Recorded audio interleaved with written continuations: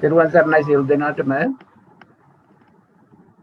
අද 2020 ඔක්තෝබර් මාසයේ 31 වෙනි සෙනසුරාදා 5:30ට ලංකාවේ වෙලාවෙන් 5:30ට ප ဋ ාණ සභාව මගින් පවත්වන ධර්ම සාකච්ඡාව ධාතු කතා පිළිබඳව ධාතු කතා පුජ්‍යල ප්‍රඥප්ති පිළිබඳව සාකච්ඡා මාලාවේ සාකච්ඡාවක් අපි පටන් ගන්න යනවා. ඒ සාකච්ඡාවට සහභාගී වීමට පැමිණි ඔබ සියලු දෙනාටම තෙරුවන් සරණයි කියලා මම අද දවසේ වැඩසටහන පටන් ගන්න අපි තෙරුවන් නමදලා ඉඳිමු. නමෝ තස්ස භගවතු අරහතෝ සම්මා සම්බුද්දස්ස.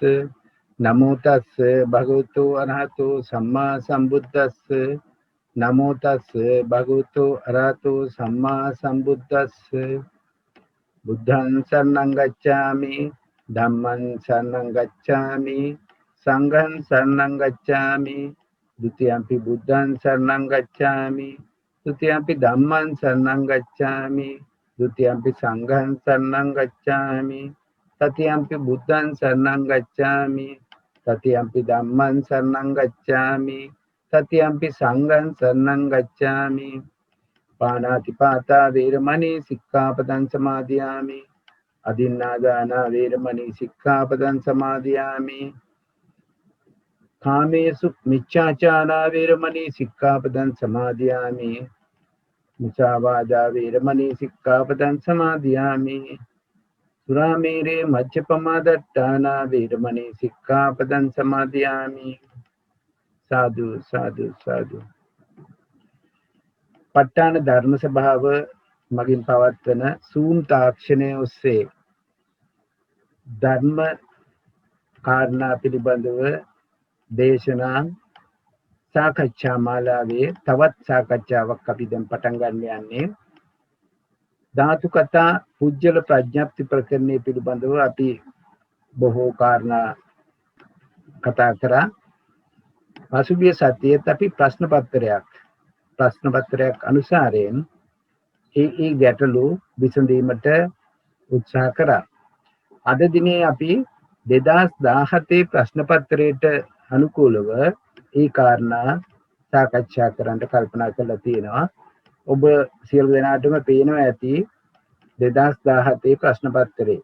මේ ප්‍රශ්න පත්‍රයේ ඒ ප්‍රශ්න දැක්කහම අපිට තේරුම් යනවා අපි කොහොමද මේ ප්‍රශ්න වලට උත්තර දිය යුත්තේ කියලා. අපි මේ කාරණාව කතා කරන්න ඉස්සෙල්ලා මම නැවතත් සංක්ෂේපයෙන් අපි ධාතු කතා පිළිබඳව මොනවද කරේ කියලා විස්තර කරන්නම්. ඊට පස්සේ මේ ප්‍රශ්න පත්‍රයේ මේකට උත්තර දීපු මහත්මයෙක් හරි මහත්මයෙකුට හරි තමන්ගේ ඒ එක්ස්පීරියන්සස් ඒ කරන ලද උත්සාහය විස්තර කරන්න පුළුවන්. අපි මේ විස්තර කිරීමේ ආකාරයෙන් මේ සාකච්ඡාව කරගෙන යමු. පුජ්‍යල ප්‍රඥප්ති ප්‍රකරණය ධාතු කතා ප්‍රකරණය මේ දෙක ප්‍රකරණ ගණන්ත වශයෙන් ධම්මසංගණී ප්‍රකරණයට පස්සේ බුදුරජාණන් වහන්සේ විසින් අභිධර්ම පිටකයේ දේශනා කරපු ඒ ප්‍රකරණ ගණන්තයි. ධාතු කතා ප්‍රකරණය කියනකොට මොකද්ද ධාතු, මොනවද ධාතු ආකාරයෙන් දකින්නේ කියන ප්‍රශ්නේ එනවා. ඒකට උත්තරේ සංඥාපනයේ දීලා තියෙනවා.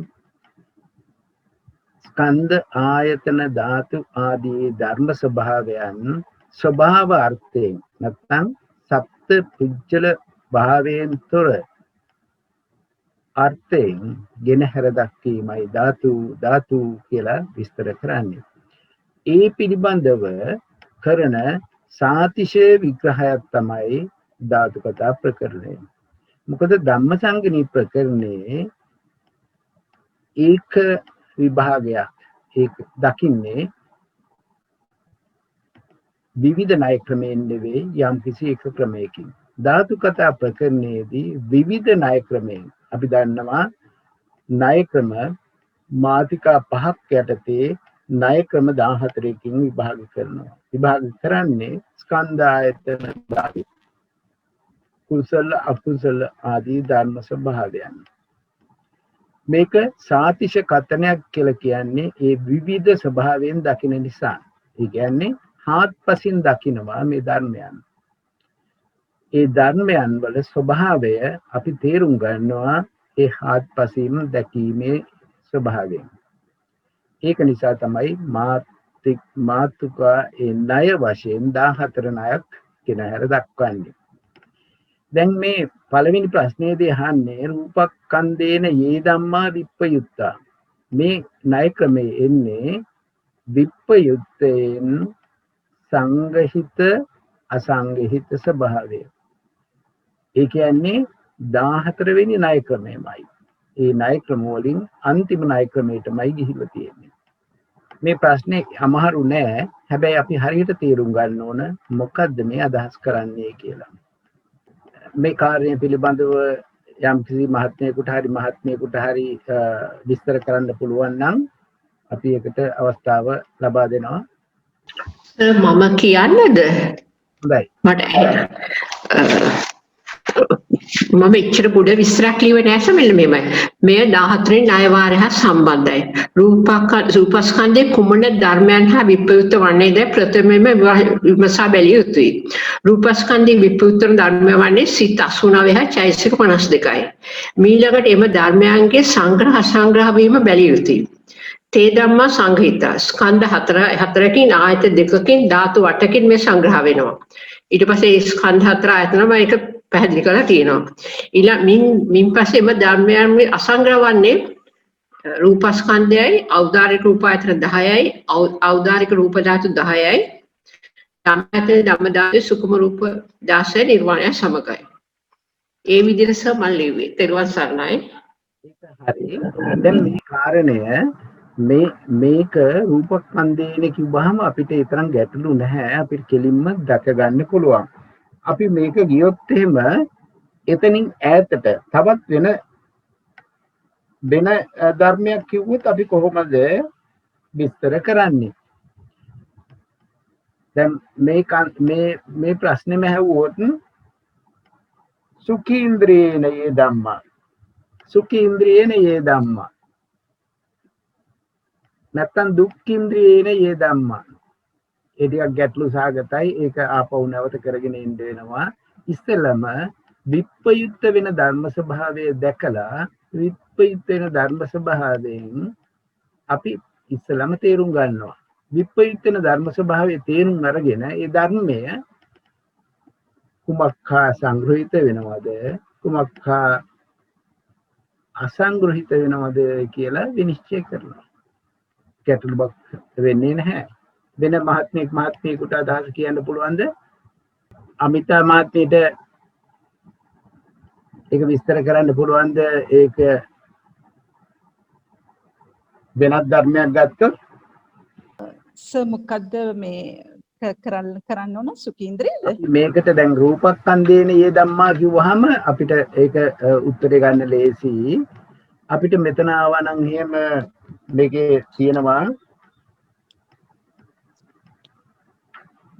ඔස්සේ දැන් එතන රූපස්කන්ධය කියලා තිබුණත් මට හිතෙන විදියට දැන් මෙතන අපි පැය භාගයකට උත්තරයක් බලාපොරොත්තු වෙද්දී ඒක මට හිතුණා ඔක්කොම ඒ කියන්නේ බෙදලා දක්වන්න ඕන කියලා. ඒ කියන්නේ දැන් අපි දැන් අට්ඨහි ධාතුහි කියලා එක්සැම්පල් එකකට ගත්තොතින් දැන් අට්ඨහි ධාතුහි කිව්වොතින් ඔක්කොම ඒ කියන්නේ එතන සිත් 89ම එතන සප්ත විඥාන ධාතු ආවේ කොහොමද කියලා ඒ වගේ ඒ කියන්නේ චක්කු විඥාන සිත් දෙක චක්කු විඥාන ධාතු සෝත විඥාන සිත් දෙක සෝත විඥාන ධාතු කියලා ඒ වගේ ධාතු ඔක්කොම වෙනම ඒ කියන්නේ දැන් පංචද්වාරා වර්ජනයේ සම්පටිච්ඡන සිත් දෙක මනෝ ධාතු ඒ වගේ මනෝ විඥාන ඉතුරු සිත් 76 මනෝ විඥාන ධාතු කියලා ඒ කියන්නේ හැම එකක්ම මට හිතුනේ ඒක වෙන වෙනම විස්තර ඇතුව හැම ධර්මයක්ම ඒකට කනෙක්ට් වෙන ඒවා ඔක්කොම කියන්න ඕන කියලා තමයි මට නම් හිතුනේ. ඇත්තටම ඒ කියන්නේ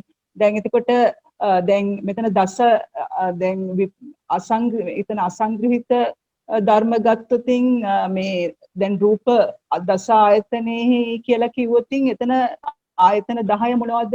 රූප ආයතන 10 ලිස්ට් අවුට් කරලා පෙන්වන්න ඕන. එතකොට ඒ වගේම තමයි දසහි ධාතුහි වෙන්නේ කොහොමද කියලා ඊට පස්සේ අන්තිමට ඒ කියන්නේ මේ සංග්‍රහයේදී රූපස්කන්ධය මේ ඉතිරි ස්කන්ධත් විප්‍රයුක්ත ධර්මතාවයන්හි සංග්‍රහ භාවය මේ ණය ක්‍රමයේ විභාග කොට දක්වා ඇත කියලා. ඒ කියන්නේ මම මේ විස්තර ඇතුව මේ පැය භාගයටම හරියන විදිහට ඒ කියන්නේ හැම ධර්මතාවයක්ම එතන ඒ රූපස්කන්ධයේ ඇතුලේ තියෙන ධර්මතාව වෙන වෙනම මේ අභිදේයාර්ථ විදිහට බෙදලා දැක්වා මේ ඒ පැය භාගය ඇතුළතදී. හරි. ඒක ඒ විදිහට වෙන්න ඕන. ඇත්තටම දස ආයතනය කියනකොට ආයතන 10 මොනවද කියන්න ඕන, ධාතු 10 මොනවද කියන්න ඕන. ඊට පස්සේ මෙතන තියෙනවානේ ස්කන්ධ 4කින් මොනවද ඒ ස්කන්ධ 4? ඊට පස්සේ ද්වි ආයතනයේ ආයතන 2 මොනවද කියන්න ඕන. ඒ කොටස් දෙකේදීම ඒ කාරණා ටික විස්තර දීගෙන තමයි අපි උත්තරය සම්පූර්ණ කරන්න ඕන. ඒ කියන්නේ මිනිත්තු 30කට සාධාරණ වෙන ආකාරයට. සර් මම මේක ලිව්වා මම මේක කියුවේ නෑ අර ස්කන්ධ 4 එක කෙටියෙන් මම කිව්වේ සර්. එතකොට මේ කාරණේ පිළිබඳ වෙනත් මහත්මියකට ගැටලුවක් තියෙනවද? මේ 14 වෙනි ණය ක්‍රමය මේ ඒ ණය ක්‍රම වල උඟා ගැඹුරු ඒවා දෙන්නේ නැහැ. දේශී ඒවා දෙන්නේ. හැබැයි අපිට දැනගන්න ඕන මේ ණය ක්‍රම වලින් කොහොමද කරන්නේ කියන එක. තවත් කෙනෙක්ගේ අදහසක් කියන්න පුළුවන්ද? සර් සමා වෙන්න වෙලා තියෙනවද දන්නේ නැහැ පොඩ්ඩක් පැහැදිලි කරගන්න තව සැරයක්. හරි. එහෙමනම් අපි මෙහෙම කරමු. දැන් රූපස්කන්ධේන යේ ධම්මා විප්පයුත්තා. දැන් රූපස්කන්ධය තමයි උක්ත ධර්මය. එතකොට මේ රූපස්කන්ධයෙන් විප්පයුත්ත වෙන ධර්ම මොනවද කියලා බලනවා. ඒතර රූපස්කන්ධයෙන් විප්පයුත්ත වෙන ධර්ම දැන් සතර පරමාර්ථ ධර්ම තුල අපි දකින්න ඕන. සතර පරමාර්ථ ධර්ම තුල රූපස්කන්ධයෙන් විප්පයුත්ත වෙන්නේ නාමස්කන්ධ 4. නාමස්කන්ධ 4 පමණයි. නිර්වාණ ධාතුව රූපස්කන්ධයෙන් විප්‍රයුක්ත ස්වභාවයෙන් එන්නේ නැහැ. නාමස්කන්ධ 4 එනකොට එන්නේ සිත් 89යි චෛතසික 52යි. එතකොට ඒ ධර්ම ආකාරයෙන් බැලුවොත් අපිට එන්නේ සිත් 89යි චෛතසික 52යි. එතකොට මේ සිත් 89යි චෛතසික 52යි කියන ධර්ම ස්වභාවය ස්කන්ධ කොපමණකින් සංග්‍රහිත වෙනවද? සිත් 89යි චෛතසික 52යි කියනකොට ස්කන්ධ වශයෙන් එතන තියෙනවා වේදනා ස්කන්ධය, සංඥා ස්කන්ධය, සංස්කාර ස්කන්ධය. වේදනා ස්කන්ධය කියන වේදනා චෛතසිකය, සංඥා ස්කන්ධය කියන සංඥා චෛතසිකය, සංස්කාර ස්කන්ධය කියන ඉතිරි චෛතසික 50. එතකොට විඥාන ස්කන්ධය කියන්නේ සිත් 89. එතකොට ස්කන්ධ 4කින් ඔන්න ඒක සංග්‍රහිත වෙන ස්වභාවය දැක්කා. දැන් ආයතන වලට බලන්න ඕන. ආයතන වලට ගියාම සිත් 89 මන ආයතනයේ තුලට වැටෙනවා. මන ආයතනයේ තමයි සිත් 89 පවතින ස්ථානය මන ආයතනය. එතකොට චෛතසික 52 කොතෙන් තියෙන්නේ? ධම්මායතනයේ තුල. එතකොට චෛතසික 52 නිසා ධම්මායතනය. එතකොට ඒ සිත් 89යි චෛතසික 52යි ස්කන්ධ 4කින් ආයතන 2කින් ඔන්න සංග්‍රහිත වෙන බව දැක්කා. ඊට පස්සේ ධාතු විදියට බැලුවොත් සිත් 89 ඒ කියන්නේ විඥාන ස්කන්ධේ තියෙනවා ධාතු 7ක්. සප්ත විඥාන ධාතු. සප්ත විඥාන ධාතු කියන්නේ සිත් 89න් චක්කු විඥාන ධාතුවට සිත් 2යි, සෝත විඥාන ධාතුවට සිත් 2යි, ගාන විඥාන ධාතුවට සිත් 2යි, ජීවාවට සිත් 2යි, කාය විඥාන ධාතුවට සිත් 2යි, මනෝ ධාතුවට සිත් 3යි, මනෝ විඥාන ධාතුවට සිත් 76යි. එතකොට සිත් 89 ඔන්න සම්පූර්ණ වෙනවා. සප්ත විඥාන ධාතු තියෙන බව අපි දැනගත්තා. එතකොට මොකද වෙන්නේ? අර ධම්මායතනේ චෛතසික 52 පවතින්නේ ධම්ම ධාතුවට සංග්‍රහිත වෙලා. එතකොට ධම්ම ධාතුව කියන්නේ චෛතසික 52. ධම්මායතනයේ තිබුණ ධම්ම ධාතු. එතකොට රූපස්කන්ධේට විප්‍රයුක්ත වෙන ඒ චෛතසික 52යි සිත් 89යි ස්කන්ධ 4කින් ආයතන 2කින් සහ ධාතු 8කින් සම්බන්ධ වෙන බව අපිට පෙන්වන්න කරන්න පුළුවන්. මේකේ අපි ඉස්සෙල්ලා කරපු ග්‍රාෆ්ස් මම හිතන්නේ పూర్වයේ මේකේ ඇති එක හොයාගන්න දැන් අමාරු කමක් නැහැ. එතකොට දැන් අපි ඔන්න සංග්‍රහිත වෙන ටික බැලුවා. සංග්‍රහිත වෙනවා ස්කන්ධ 4යි ආයතන 2යි ධාතු 8යි. දැන් අපිට ඒක පැහැදිලිනේ. එතකොට බලමු මේක අසංග්‍රහිත වෙන්නේ මොනවෙන්ද? දැන් මේ සිත් දැන් අපි බලන්නේ සිත් 89යි චෛතසික 52යි කියන ධර්ම ස්වභාවයේ කුමකින් අසංග්‍රහිත වෙයිද?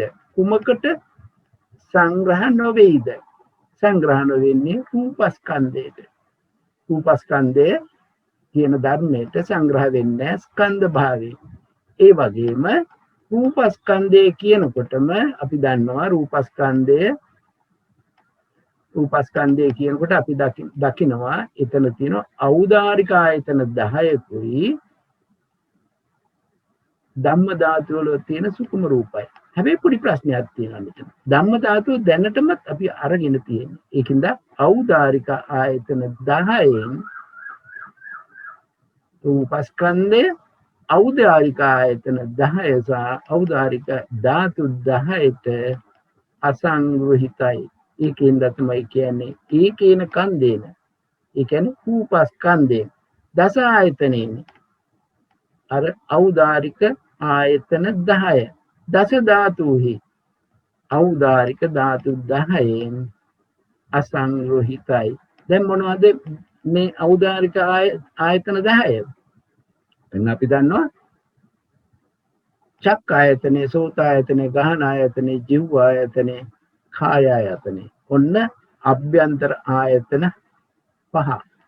ඊට පස්සේ බාහිර රූප ආයතනේ, ශබ්ද ආයතනේ, ගන්ධ ආයතනේ, රස ආයතනේ, පොට්ටබ්බ ආයතනේ. ඔන්න ආයතන ඖදාරික ආයතන 10. අපි දැන් මේ දෙක ලකුණු කරගත්තා. ඒ වගේම ධාතු 10ක්. ධාතු 10ක් තින්නේ චක්කු ධාතුව, සෝත ධාතුව, ගාන ධාතුව, ජීව ධාතුව, කාය ධාතුව. ඔන්න ඒ ධාතු 10යි. ඊට පස්සේ ඒකේ බාහිර රූප ධාතු, ශබ්ද ධාතු, ගන්ධ ධාතු, රස ධාතු, පොට්ටබ්බ ධාතු. ඔන්න ධාතු 10යි. ඒ ඖදාරික ඒ ආයතන සහ ඖදාරික සංඛ්‍යාත ධාතු 10යි. ඒක පැහැදිලිද ඒ ටික? පැහැදිලි සර්. බොහොම පිං පැහැදිලි. ඒ කාරණේ පිළිබඳව වෙන මහත්මයෙක් කතා කරන්න තියෙනවා නම් අපි මේ වගේ කාරණයක් ආවම අපිට ඒ ණය ක්‍රමේ තවත් දෙයකට යන්න පුළුවන්. එකම ප්‍රශ්නේ තියෙන ග්‍රැෆිකලි අපිට පෙන්වන්න බෑ. අපි මෙතන ගත්තොත් එහෙම වේදනා ස්කන්ධේන ඒ ධම්මා විප්පයිත්තා කිව්වොත් මොකක්ද දෙන උත්තරේ?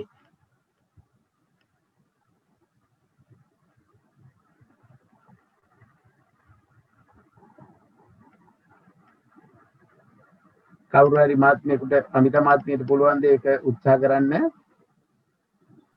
වේදනා ස්කන්ධය විප්‍රයුක්ත වෙන්නේ රූප ධර්මත් එක්කලා. එතකොට වේදනා ස්කන්ධයට විප්‍රයුක්ත වෙන්නේ රූපස්කන්ධයයි. මේ රූපායතන 11යි රූප ධාතු 12ත් එක්ක තමයි මේ විප්‍රයුක්ත වෙන්නේ. එතකොට ඒක ස්කන්ධ ඒ කියන්නේ සංග්‍රහිත භාවය මේ සංග්‍රහයෙන් බලන්නේ විප්‍රයුක්ත ධර්ම ටික විප්‍රයුක්ත ධර්ම ටික අරගෙන ඒකේ සංගහිත භාවයයි අසංගහිත භාවයයි බැලීම තමයි මේ සංග්‍රහයෙන් කරන්නේ. එතකොට මේ රූප ධර්ම ටික අරගෙන මොනවාද සංග්‍රහ වෙන ස්කන්ධ බලනවා, ආයතන බලනවා, ධාතු බලනවා. එතකොට මේ සංග්‍රහ වෙන ස්කන්ධ වෙන්නේ රූපස්කන්ධය. මේ සංග්‍රහ වෙන ආයතන වෙන්නේ රූපායතන ඒ කියන්නේ ඖදාරික රූප ආයතන 10යි ධම්මායතනයයි. එතකොට ධාතුත් ඒ වගේම තමයි 11යි. රූප ඖදාරික ධාතු 10යි ධම්ම ධාතුවයි තමයි සංග්‍රහ වෙන්නේ. එතකොට අසංග්‍රහ භාවය බැලුවොත් ඔක්කොම නාම ධර්ම ඒ කියන්නේ වේදනාස්කන්ධ ඒ කියන්නේ දැන් මෙතන යේ ධම්මා උනේ රූපස්කන්ධයේ හින්දා රූපස්කන්ධයට මේ අසංග්‍රහිත වෙන්නේ ඒ කියන්නේ විප්පයුක්ත ධර්මයේ උනේ රූපස්කන්ධය. ඒකට එතකොට විප්පයුක්ත ධර්මයට අසංග්‍රහිත වෙන්නේ මේ මොනවාද වේදනා සංඥා සංකාර විඥාන කියන නාම ධර්ම ටික තමයි ඒ කියන්නේ නාමස්කන්ධ ටික තමයි අසංග්‍රහ වෙන්නේ. ඒ වගේම තමයි ආයතන වලින් ගත්තොත් මන ආයතනයයි සප්ත විඥාන ධාතුයි තමයි අසංග්‍රහ වෙන්නේ. හරියට හරි. ඒකේ එකම දෙයක් තියෙනවා රූපස්කන්ධේ වේදනාස්කන්ධයට විප්‍රයුක්ත බලනකොට රූපස්කන්ධය සහ නිවන දෙකම ගන්න ඕනේ. ඔව් නිවනත් ඒ කියන්නේ ස්කන්ධ ඒ කියන්නේ අසංකත ධාතු අයින් කරලා තමයි ස්කන්ධ ගන්නෙ. අසංග්‍රහ භාවය බලද්දී අපිට ඕන විදිහට කතා කරන්න පුළුවන්. තව වෙන මහත්මයෙක් ඉදිරිපත් වෙනවා නම් මොනවාරි මෙතන ගැටලු තියෙනවා නම් කතා කරන්න. අපිට එහෙමනම් දෙවෙනි අංකයට යන්න පුළුවන්ද? දෙවෙනි ප්‍රශ්නේ තියෙන්නේ අපරාමට්ඨා ධම්මා සංකිලිට්ඨා ධම්මා ධම්ම ධාතු. මේ මාතෘකා විස්තර කරන්න. දැන් මේක විස්තර කරන්න කියනකොට මේක ධම්මසංගණයේදී විස්තර කරන්න කියන ප්‍රමාණය මදි. ඊට වඩා අපිට විස්තර කරන්න වෙනවා. ධම්මසංගණී වලදී අපි කියනවානේ ටික මාතිකාවල අපරාමට්ඨා ධම්මා කියනකොට අපි දන්නවා යම් කිසි ක්‍රමයකට විස්තර කරන්න. සංකිලිට්ඨා ධම්මා කියනකොටත් යම් කිසි ක්‍රමයකට විස්තර කරන්න දන්නවා. ඊට වඩා මිනිත්තු 30කට හරි යන විදිහට අපිට මේක ගැඹීරව ධාතු කතා ණයෙන් විස්තර කරගන්න පුළුවන් වෙන්න ඕනේ. අපරාමට්ඨ ධම්මා කියනකොට අපි දන්නවා දිට්ඨි පරාමාසයන්ට හිත නොවන්නා වූ ස්වභාවයෙන් යුත් ධර්ම. දිට්ඨි පරාමාසයන්ට හිත නොවන්නා වූ ධර්ම කියනකොටම අපි දන්නවා එතන කියන්නේ ලෝකෝත්තර ධර්ම පමණයි. පරාමට්ඨ ධම්මා කියන්නේ ලෞකික ධර්ම සියල්ලම දිට්ඨි පරාමාසයන්ට හිතයි. දිට්ඨි පරාමාසයන්ට හිත ඒ ලෞකික ධර්ම. එතකොට ලෞකික ධර්ම හැර ලෝකෝත්තර ධර්ම තමයි අපරාමට්ඨා ධම්මා. අපිට ওই ටික ලියන්න පුළුවන්. හැබැයි ඊට අමතරව මෙතන ධාතු කතා නයින් ලියනවා නම් දැන් අපරාමට්ඨා ධම්මා අපිට පුළුවන් වෙන්න ඕන විස්තර කරන්න අපි ධාතු කතා නයින්. අපි ලේසිම ණය ගන්න පුළුවන් සංග්‍රහිත අසංග්‍රහිත ණය පාවිච්චි කරන්න පුළුවන්. එතකොට සිත් 8යි චෛතසික 36යි නිවනයි කියනකොට මෙතන මොනවද තියෙන ස්කන්ධ? ඛණ්ඩ 4යි. ඛණ්ඩ 4යි. ආයතන 2යි. ආයතන 2යි ධාතු 2යි. හරි. ධාතු 2යි. ඔව්. සමම ලියුප එක කියවන්න සම ටිකක් ඒ අර දික්ටි පරාමාස ගැන කියවන්න. පරාමාස ධර්මයන්ට අරමුණු නොවන්නා වූ ධර්ම අපරාමට්ඨ ධර්මයි. මේ ධම්මසංගිනී ප්‍රකරණේ විස්තර කර ඇත්තේ අපරයාපන්න මග්ගාච මග්ගඵලානිච අසංකතා ධාතුයි. පරාමාස ධම්මනම් දිට්ඨි පරාමාසයි. එනම් ලෝකයේ ශාස්ත්‍රවත්ය, ලෝකයේ අශාස්ත්‍රවත්ය, ලෝකයේ අන්තවත්ය, ලෝකයේ අනන්තවත්ය කියා හෝ ජීවේ එකකී ශරීරය අනිකකී කියා හෝ ජීවය හා ශරීරය එකකී කියා හෝ මරණිමත් සත්‍ය නොවේ කියා හෝ මරණිමත් සත්‍ය නොවේ කියා හෝ වේය කියා හෝ මනුෂ්‍යත්වත්‍ය වන්නේද නොවන්නේද කියා හෝ මේ ආදී වශයෙන් දෘෂ්ටිගතය, දෘෂ්ටි ග්‍රහණයක්, දෘෂ්ටි කාන්තාරයක්, දෘෂ්ටි පරාමාසයක් හෝ හැම විද්‍යා දෘෂ්ටියක්ම දෘෂ්ටි පරාමාසයට ඈත් වේ. මෙසේ දෘෂ්ටි පරාමාසයන් අරමුණු නොවන්නා වූ ධර්ම අපරාමට්ඨ ධම්ම නම් වේ. එනම් ලෝකෝත්තර සිත් 8යි සම්පයුක්ත චෛතසික 36යි නිර්වාණයයි. මේ ධර්ම සංග්‍රහ වෙන්නේ ස්කන්ධ හතරකින් ආයතන දෙකකින් ධාතු දෙකකින්. එච්චරම අසංග්‍රහ වීම ගැන කිව්වේ නෑ. ඒත් විතරයි. හරි. ඒක ඇති මං හිතන්නේ තවත් ප්‍රශ්න තුනක් තියෙනවනේ. ඒක තවත් කොටස් දෙකක් තියෙනවනේ. ඒ ක්‍රමයට හුඟක් හොඳයි. එතකොට සංකලිට්ඨ ධර්ම කොහොමද කියන්නේ එතන? ඒක පොඩ්ඩයි ලියන්න හොයව හම්බුනේ. සංකලිට ධම්මයන් ලෝභාදී කෙලසුන් විසින් කෙලසන ලද්දා වූ ධර්මයන්. එනම් අකුසල් සිත් 12 සංසම්ප්‍රයුක්ත චෛසික ධර්මයෝය. එච්චරයි සලියු එකට නම් ලිව්වේ නැහැ. ඒකත් අර විදිහට ස්කන්ධ ආයතන ධාතු වලට අපිට කඩලා සංකලිට්ඨ ධම්මා කියනකොට සංකලිට්ඨ ධම්ම ඒ සිත් 12යි චෛසික 27යි. මෙතන දැන්ටමත් කිලිටු කෙලෙසුන්ගෙන් මිශ්‍ර වූ ස්වභාවයෙන් పూర్වයෙන්ම කෙලෙසන ලද්දා වූ ස්වභාවයෙන් එතකොට සංකිලිට්ඨ එතකොට ඒ ස්වභාවය ඒ ස්වභාවය පැහැදිලි කරන්න පුළුවන් එතන සංකිලිට්ඨ සංක්ලේශිකා කියන්නේ අර පදේන්නේ. එතන සංකිලිට්ඨ పూర్වයෙන්ම කෙලෙසන ලද්දා වූ ධර්ම ඒ සිත් 12යි චෛසික 27යි. ඒ ක්‍රමයට පෙන්වන්න පුළුවන් ධම්ම ධාතුව කොහොමද විස්තර කරන්නේ? ධම්ම ධාතුව මම විභංග ප්‍රකරණයේ ධම්ම ධාතු හඳුන්වා දී ඇත්තේ මෙසේය. වේදනාස්කන්ධ, සංඥාස්කන්ධ, සංකාරස්කන්ධ යංච රූපං අනිදස්සනං අපටිගං ධම්මායතන පරියාපන්න අසංකතාති ධාතු. එනම් චෛතසික 52යි සුකුම රූප 16යි නිර්වාණයයි ධම්ම ධාතුවට ඇතුළත් වේ.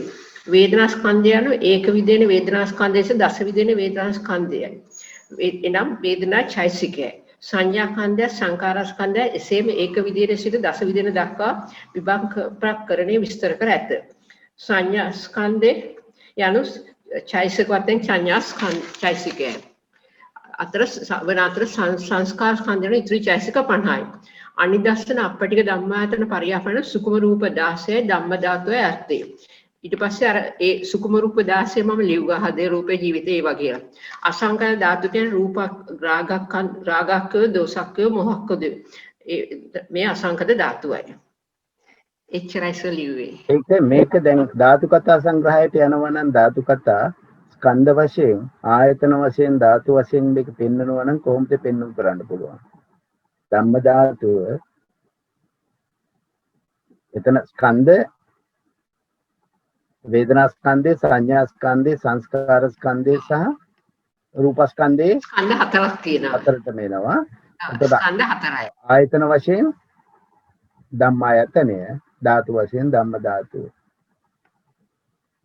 මේ ස්වභාවයෙන් පෙන්වනවා නම් මේ ප්‍රශ්නෙට උත්තරේ ඇති. සර් මම මේ ප්‍රශ්නේ දැන් ඒ කියන්නේ මේ හැම පදයක්ම ධම්මසංගණීය විදියට දැන් සෝම මහත්මිය කියපු විදියට ඒ කියන්නේ හැම පදයක්ම මම ධම්මසංගණීය විදියට විස්තර කරලා මම ඒ කියන්නේ මට ඇත්තටම පැය භාගයකට මේක කරන්න පුළුවන් වුණා. මේ මම ඒ කියන්නේ දැන් අපි අපරාමට්ටා ධම්මා කියලා කිව්වොත් ඒක විස්තර කරාට පස්සේ මම කිව්වා මෙහි සබහාග විසභාග ලක්ෂණ ලෙසත් සංග්‍රහ අසංග්‍රහ භාවයත් සංප්‍රයුක්ත විප්‍රයුක්ත භාවයත් ධාතු කතා ප්‍රකරණයේ විවිධ ණය ක්‍රම වලින් දක්වා ඇත කියලා ඊට පස්සේ මේ ණය මාතිකාවේ පළවෙනි ණය අනුව සංග්‍රහ අසංග්‍රහ භාවය පෙන්නවා. ඊට පස්සේ මේ 6 වෙනි ණය ක්‍රමයේ විදියට අපරාමට්ට ධම්මවල මෙතන සංප්‍රයුක්ත මේ විප්‍රයුක්ත භාවයත් ඒකේ පෙන්වස. එතකොට ඒ වගේම සංකලිට්ඨ ධර්මවලත් පෙන්නවා.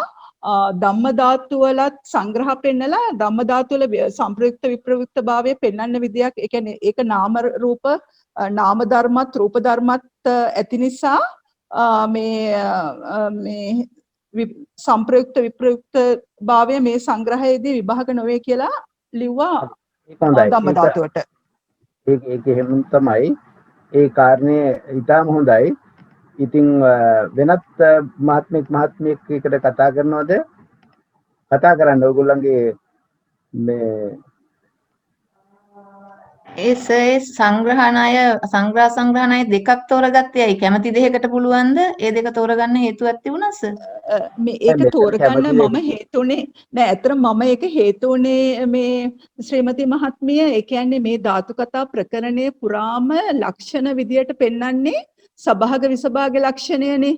එතකොට සභාග ලක්ෂණයේ විදියට ඒ කියන්නේ සංග්‍රහ වන බවත් සංප්‍රයුක්ත වෙන බවත් පෙන්නනවා. විසභාග ලක්ෂණයේ විදියට පෙන්නනවා මේ විප්‍රයුක්ත වෙන බවත් අසංග්‍රහ වෙන බවත් පෙන්නනවා. එතකොට මම දැන් ණය ක්‍රමවලදී පළවෙනි ණය ක්‍රමය වෙන්නේ සංග්‍රහ අසංග්‍රහ වලදී දැන් අපිට මේ ඔක්කොම කරන්න වෙලා නැති හින්දා මේ සංප්‍රයුක්ත ඒ කියන්නේ සංග්‍රහ අසංග්‍රහයකේදී පළවෙනි ණය ක්‍රමය අරගෙන ඒකේ මේක මේ ධාතු කතා ප්‍රකරණේ එන විදිය පෙන්නවා. ඊට පස්සේ මේ සංප්‍රයුක්ත මේ විප්‍රයුක්ත එකේ එතන පෙන්නවා. ඒ වගේ මේ මොනවාද ධම්ම ධාතුවේ පෙන්වන්න විදියක් නැහැ සංප්‍රයුක්ත විප්‍රයුක්ත භාවය මොකෝ ඒ විදිහට විභාග වෙන්නේ නැහැ නාම රූප ධර්ම තියෙන නිසා. ඒක තමයි අතර මේක හුඟක් හොඳයි. අපිට අනික් ණය ක්‍රම සියල්ලෙන්ම පාවිච්චි කරන්නත් බෑ. මුලම ණය ක්‍රමයේ මෙතන ප්‍රශ්නේ තුඟ අධිකයි. මුලම ණය ක්‍රමයේ අරගෙන ඒකට අදාළ වෙන විදිහට විස්තර කරාම හුඟක් ඒ ප්‍රශ්නෙට උත්තරේ ඇති. වෙනත් මහත්මයෙක් කතා කරනවද?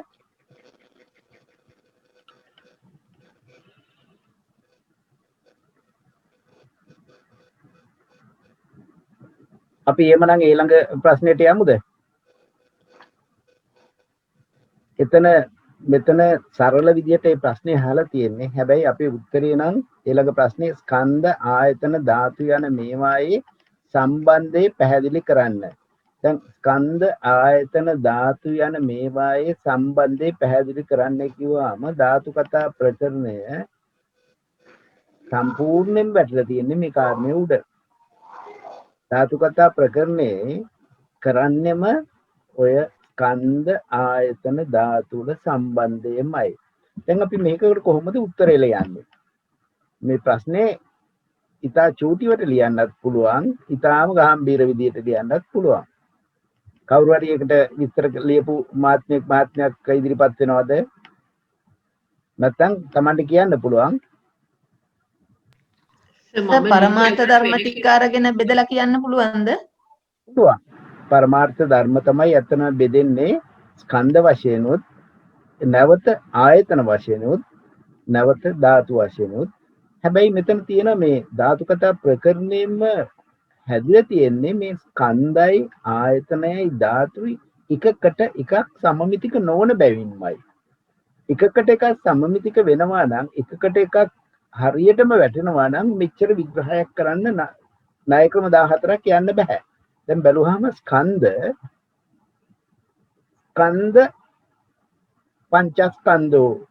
පංචස්කන්ධෝ කියලා ස්කන්ධ පහයි. ඒ කියන්නේ සියලුම ධර්මතා නිර්වාණයේ ස්කන්ධ සංග්‍රහයෙන් අයින් කරාම ඉතුරු පරමාර්ථ ධර්මම පංචස්කන්ධෝ කියලා පංචස්කන්ධය තුලට දානවා. ඊළඟට ඒ පරමාර්ථ ධර්ම සියල්ලම නිර්වාණ ධාතුවත් එක්කලාම ද්වාදස ආයතනයෝයි කියලා ද්වාදස ආයතන විදිහට වර්ග කරනවා. ඊට පස්සේ ඒ පරමාර්ථ ධර්ම සියල්ලම හතර දෙනාම අට්ඨාරස ධාතුයි කියලා අට්ඨාරස ධාතු වලට විභාග කරනවා. දැන් මේ පංචස්කන්ධෝ ද්වාදස ආයතනයෝයි අට්ඨාරස ධාතුය මේ තුන එකිනෙකට සම්බන්ධ කරන්නේ කොහොමද? දැන් ඔන්න අපේ ප්‍රශ්නෙට උත්තරේ ලියවෙන තැන. එතකොට පංචස්කන්ධයෝ කියනකොට නාමස්කන්ධ හතරයි, රූපස්කන්ධ එකයි.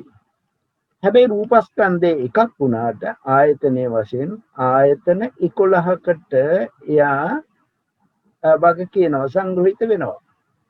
රූපස්කන්ධය අර ඖදාරික ආයතන 10ටත් සුකුම රූප ටික ධර්මායතනයට සංග්‍රහ වෙනවා.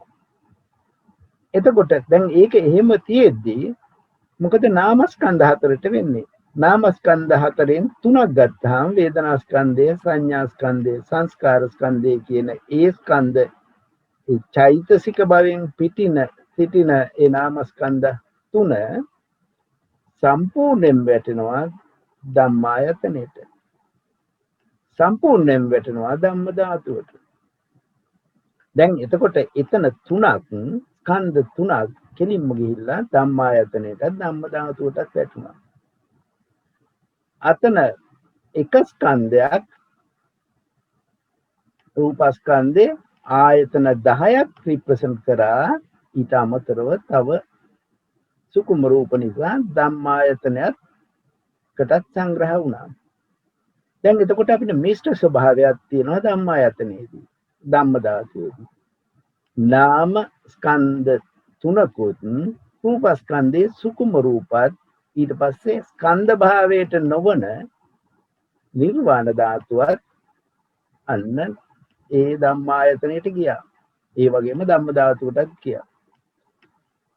මේ ස්කන්ධ හතර මෙහෙම තියද්දී මොකද වෙන්නේ? විඥාන ස්කන්ධයට. විඥාන ස්කන්ධය සම්පූර්ණයෙන්ම ගිහිල්ලා වැටෙනවා මන ආයතනයට. ඒකේ බෙදීමක් නැහැ. විඥාන ස්කන්ධයමයි මන ආයතනය. විඥාන ස්කන්ධය කියපු තැන මන ආයතනය කිව්වනම් වරදකුත් නැහැ. ඒ තරමටම විඥාන ස්කන්ධය සම්පූර්ණයෙන් මන ආයතනයටම වැටෙනවා. මන ආයතනයේ විඥාන ස්කන්ධයේ ධාතු වශයෙන් ධාතු 7කට යනවා. ඒ ධාතු 7 අපි දන්නවා සප්ත විඥාන ධාතු. චක්ෂු ධාතු, චක්කු ධාතු, සෝත ධාතු, චක්කු විඥාන ධාතු, සෝත විඥාන ධාතු, ගාහන විඥාන ධාතු, ජීව විඥාන ධාතු, කාය විඥාන ධාතු, මනෝ ධාතු, මනෝ විඥාන ධාතු. දැන් එතකොට චක්කු විඥාන ධාතු කියනකොට චක්කු විඥාන ධාතුවට සිත් දෙකක් රිප්‍රසන්ට් වෙනවා. ඒ වගේම අනික් විඥාන ධාතු වලට දෙක ඇවිල්ලා මනෝ ධාතුවට සිත් තුනක් වැටෙනවා. ඊට පස්සේ මනෝ විඥාන ධාතුවට සිත් 76ක් ඉතිරි 76න් වැටෙනවා. මෙන්න මේ ස්වභාවය අපිට පුළුවන් නම් මේක වාක්‍ය විදිහට ලියන්නත් පුළුවන්. අපි ග්‍රාෆයක් විදිහට මුලදී කරා. ඒ ග්‍රාෆයක් විදිහට පෙන්වන්න කරන්න පුළුවන් නම් ඒකත් ඇති. එහෙම ලියලා ඊට පස්සේ Tamanට ඒක නැරේෂන් එකක් දෙන්න පුළුවන්. මෙන්න මෙහෙමයි සිද්ධ වෙන්නේ කියලා. යම් කිසි මහත්මයෙකුට අදහසක් තියනවාද මේකට උත්තර ලියලා තියෙනවනම්? මම මේක ලිව්වා. මම කියන්නද ශ්‍රේලියපු එක? කියන්න. ධාතු කතා ප්‍රකරණයේ ස්කන්ධ ආයතන ධාතුට අනුකූලවයි පළවෙනි ණය විභාගයට අනුව අභ්‍යන්තර මාතික 125යි බාහිර මාතික 267 විභාග කර ඇත්තේ. උදාහරණයක් වශයෙන් පරමාර්ථ ධර්ම 4කි. එනම් සිත් 89යි චෛතසික 52යි රූප 28යි සහ නිර්වාණයයි. මෙම ධර්මතා ස්කන්ධ ආයතන ධාතු වලට අනුව විභාග වන්නේ පහක් දැක්වෙන අයුරට. මෙම ධර්මතා ස්කන්ධ වශයෙන් පහකි. සිත් 89 විඤ්ඤාණ ස්කන්ධයයි චෛතසික 52 අතර වේදනා චෛතසිකයේ වේදනා ස්කන්ධයයි සංඥා චෛතසිකයේ සංඥා ස්කන්ධයයි ඉතිරි චෛතසික සංස්කාර ස්කන්ධයයි. රූප 28 රූපස්කන්ධයයි. නිර්වාණ ස්කන්ධ සංඛ්‍යා විනිමුක්තයි. මෙම පරමාර්ථ ධර්ම එසේ ස්කන්ධ වශයෙන් පහකි. මෙම පරමාර්ථ ධර්ම ආයතන වශයෙන් 12කි. ඒ පහක් දැක්වෙන පරිදි සිත් 89 මන ආයතනයි, චෛතසික 52 ධම්මායතනයි, රූප 28න් ඕලාරික රූප 12 ආයතන 10කට ඇත්තේ. එනම් චක්කු ප්‍රසාදයේ චක්කායතනය, සෝත ඒ විස්තර ලියලා තියෙනවා. වර්ණ සෝතායතන, ගානායතන, ජීවායතන කියලා වර්ණ රූපේ රූපායතන, ශබ්ද රූපේ ශබ්දායතනය, ගන්ධායතනය, රසායතනය, පොට්ටබ්බායතනය. ඉතින් නිර්වාණයද ධර්මායතනයට අන්තර්ගතයි. මෙම පරමාර්ථ ධර්ම ධාතු වශයෙන් විභාග වීමේදී ධාතු 14කට බෙදා දේශනා කොට ඇත. එනම් සිත් 89 සප්ත විඥාන ධාතුට. එනම් චක්කු විඥාන ධාතු, සෝත ඒ ටික লীලස්ස, පංචද්වාර වාජන සිත්, උපේක්ෂා සම්පටජන සිත් 2යි, මනෝ ධාතුවයි. සිත් ඒ 13 හරි සිත් 70යි මනෝ විඥාන ධාතුවයි. රූප 28න් ඖදාරික 12යි, රූප ධාතු 10කට ගැනේ. ඊට පස්සේ මේ විස්තරය කියලාස ඊට පස්සේ චෛතසික 52යි සුක්ම රූප 16 නිර්වාණය ධම්ම ධාතුවයි. මම ඊට පස්සේ උදාහරණ දෙක කියලාස අනුපාදින ධම්මා කියන එකෙත් ඒකත් මම පෙන්වුවාස. මම නික හිතුවා ඒක අභිතේ අර්ථයෙන් සිත් 8යි, චෛතසික 36යි නිර්වාණයයි, ධර්මතා ස්කන්ධ වශයෙන් 4යි, ආයතන වශයෙන් 2යි, ධාතු වශයෙන් 2යි. ඒ වගේ ඒ ටික විස්තර කළාස මෙම ධාතු කතා ප්‍රකරණයේ අන්තර්ගත අභ්‍යන්තර මාත්‍රිකා පද 125 බාහිර මාත්‍රිකා පද 260ත් ස්කන්ධ ආයතන ධාතු වශයෙන් සංග්‍රහ අසංකාර වශයෙන්ද සතර නාමස්කන්ධ සංපයෝග විපයෝග වශයෙන්ද ධාතු ප්‍රකරණයේ විභාග කර ඇත. ඒ විදිහට ලියුපස්ස. අමිත මහත්මයාට මහත්මිය කතා කරන කියන්නකෝ. මම කරපු විදිය කරන් කියන්නේද සර්? හොඳයි. මම කරේ සර් දැන් අර සර් මේ පන්තිය පටන් ගද්දී අපිට වගුවක් දුන්නනේ ස්කන්ධායතන ධාතු වල සම්බන්ධතාවය වගුවකින් පෙන්නලා. එතකොට මම ඒ විදියට ස්කන්ධ ටික ඔක්කොම එක කොලම් එකකට අභිධේයාර්ථ එක්ක දාගත්තා. ඊට පස්සේ ඒක ඉස්සරහෙන් ඒකට ගැලපෙන ආයතන ටික ලිව්වා. ඊට පස්සේ ඒකට ඉස්සරහෙන් ඒකට ගැලපෙන ධාතු ටික ලිව්වා. එතකොට ඒක තමයි ඔක්කොම සම්බන්ධතාවය ස්කන්ධ ආයතන ධාතු 18 තියෙන සම්බන්ධතාවය ඒ වගේ ඒ කියන්නේ ඒ විදිහට පෙන්නවා.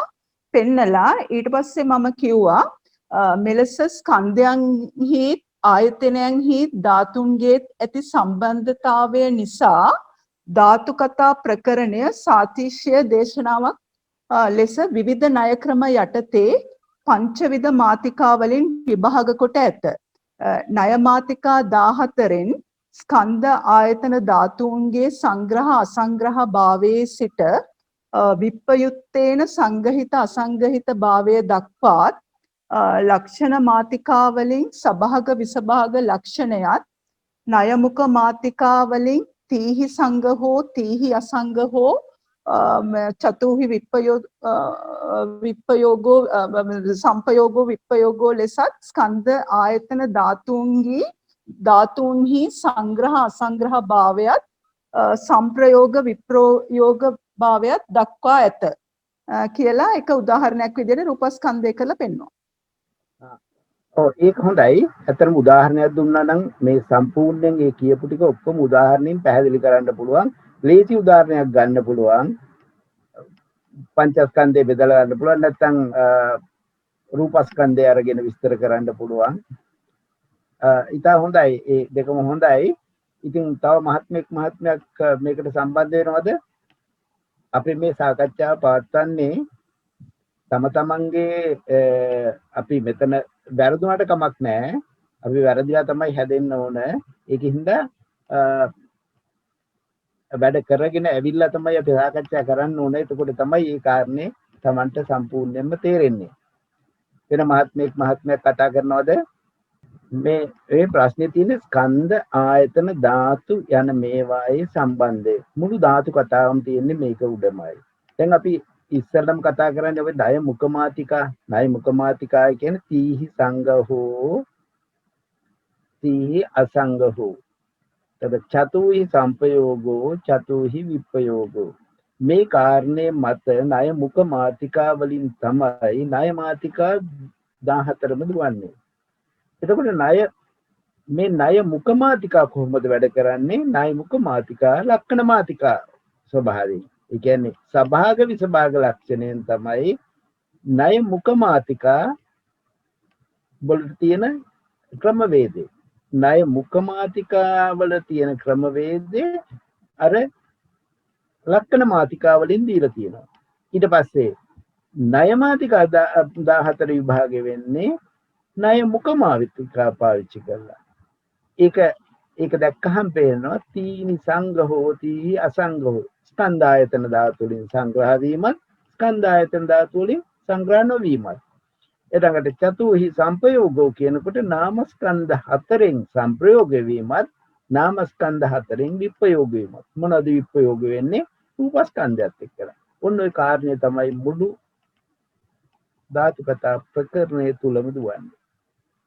මුල ඉඳන් අගටම බැලුවොත් මේ කාරණේට පිටින් වෙන කිසිම දෙයක් නැහැ. මහත්මයෙක් කතා කරන්න හැදුවනේ. කමල් නැද්ද කතා කරාට නම කි. සර් මම 2013 සර් කරේ මේ පස්වෙනි වෙනි 2017 කරන්න කියලා මට අමතක මම 2013 කරේ. ඒක නිසා ඒකේ මේ උත්තර ලිව්වේ නෑ මම 2017 එකේ. කවුද තේජා මහත්මියද? නෑ. මම පද්මිනී සර්. පද්මිනී. හරි. ඉතින් මේ අපිට මේ අවස්ථාව දීලා තියෙන්නේ අපේ නායක හාමුදුරුවෝ මේ වගේ සාකච්ඡාවකට පට්ටාන ස්වභාවයෙන් අවස්ථාවක් දීලා ස්වාමීන් වහන්සේ ඊටාම අගය කරනවා මේ විදිහට සාකච්ඡා. ස්වාමීන් වහන්සේ ඊට පන්තියට එනවා ප ဋ ාණ ප්‍රකරණයේ දේශනාවට. ස්වාමීන් වහන්සේ නිතර මහලත් බලනවා කොහොමද මේක සිද්ධ වෙන්නේ කියලා. අපි ඉතින් සම්පූර්ණයෙන් මේ අවස්ථාව ප්‍රයෝජනයට ගනිමු. ඉතින් ඔබතුමාලා කරගෙන ආවනම් කරගෙන ආපු එක අපිට කතා කරන්න පුළුවන්. අපි එහෙනම් ඊළඟ ප්‍රශ්නෙට යමු.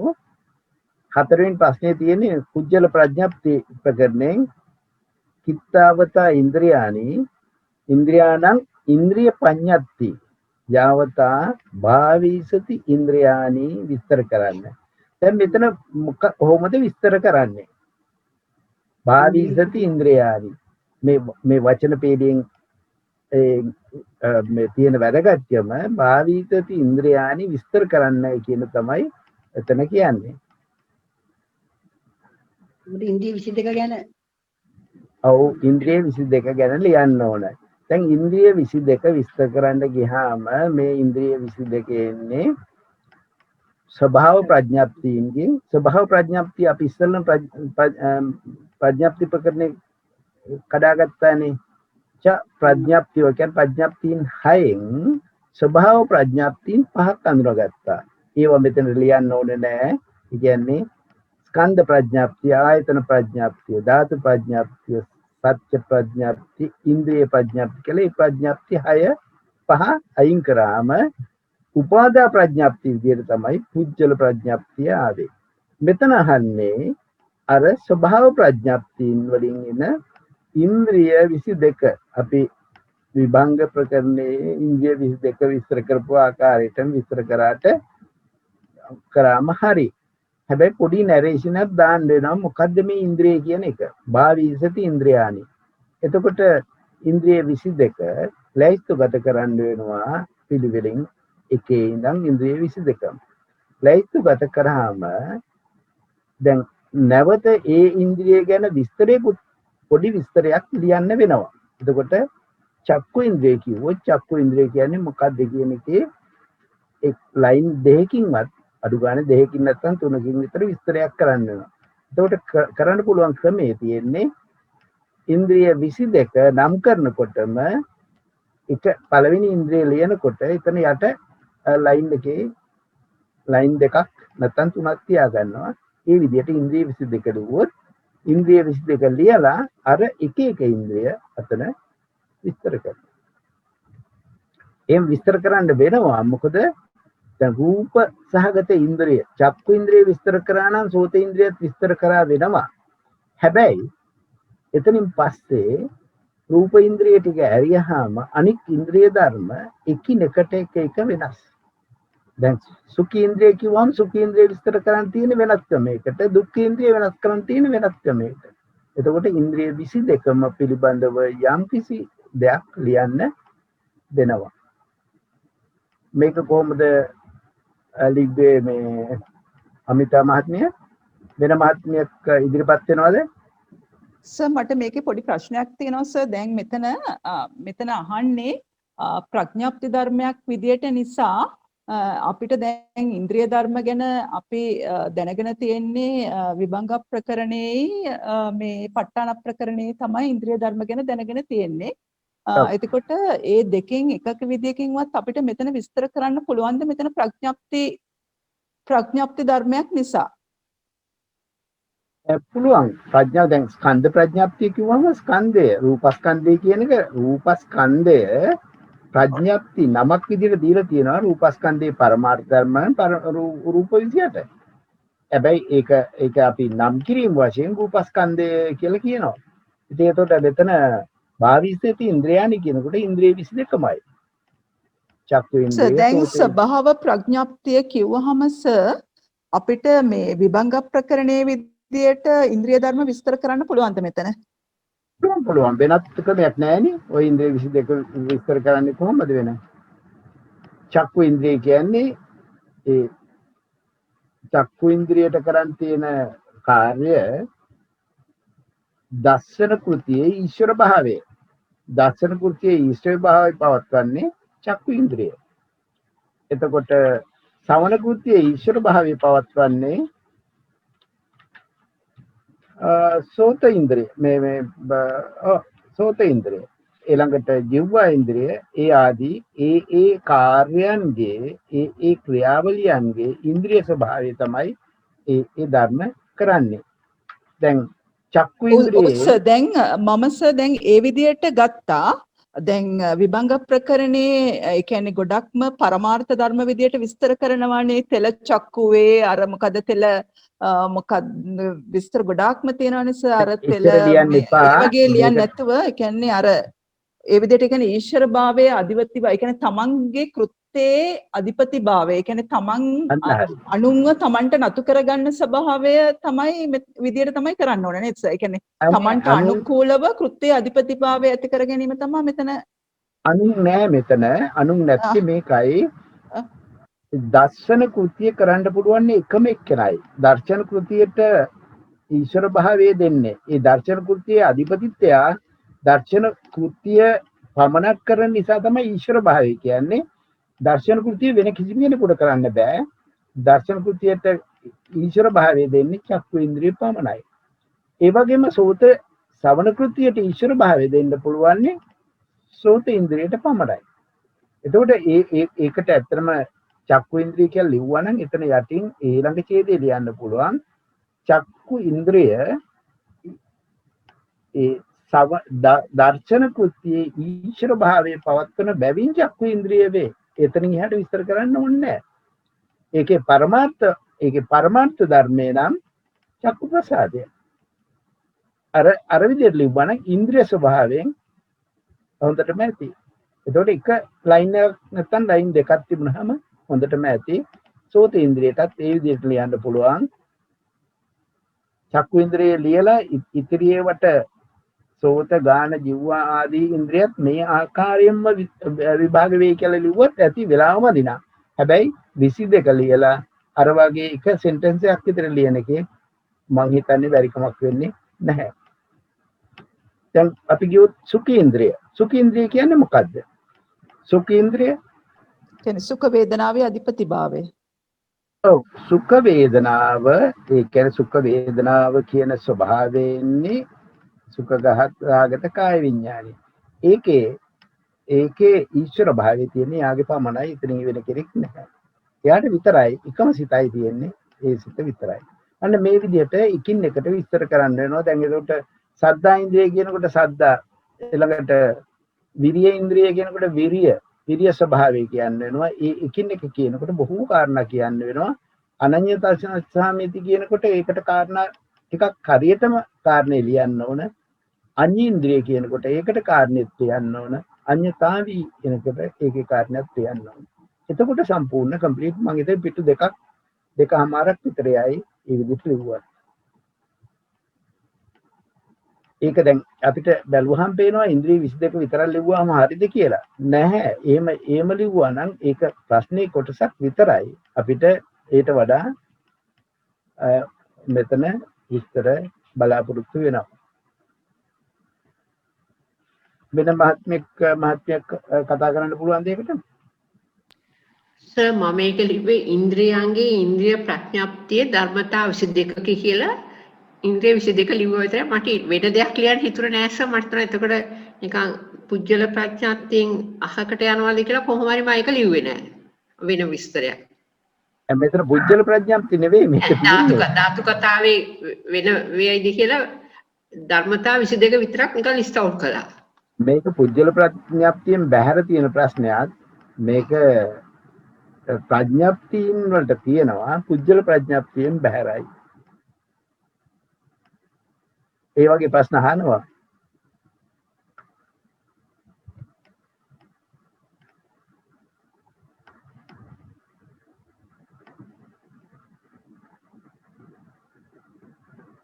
ඒ ගැන තව මොනවාරි කියන්න තියෙනවද කාට හරි?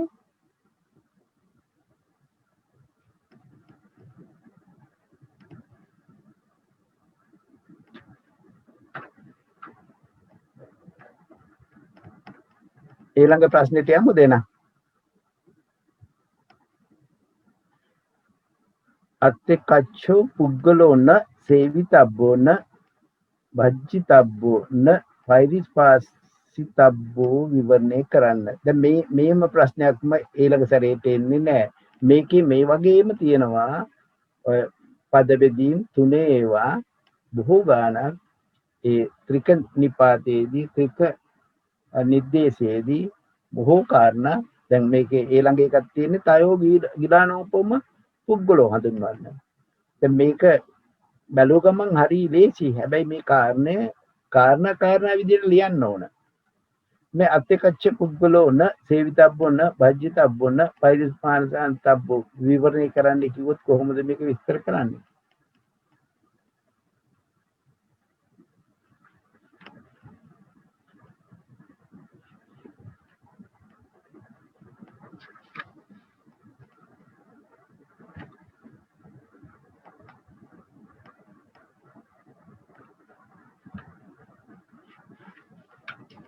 ඒක කවුරුත් කරාද?